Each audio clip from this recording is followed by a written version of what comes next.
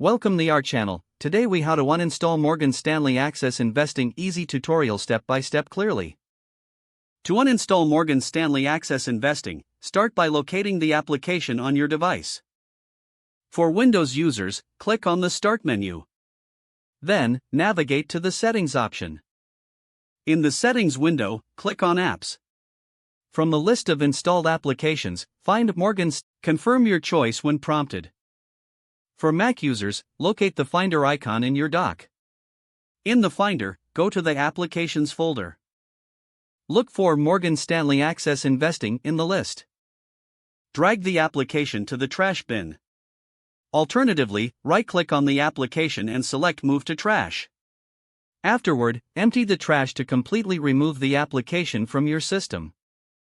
Finally, restart your device to ensure all changes take effect. And that's it. You've successfully uninstalled Morgan Stanley Access Investing. If the page does not load, refresh the browser or try again in a private or incognito window. Make sure you are using the correct email address, then retype it carefully to avoid small typos.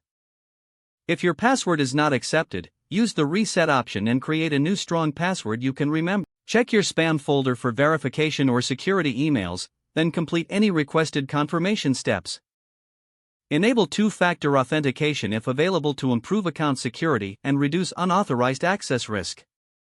After signing in, review your profile details so your contact information and settings are accurate and current.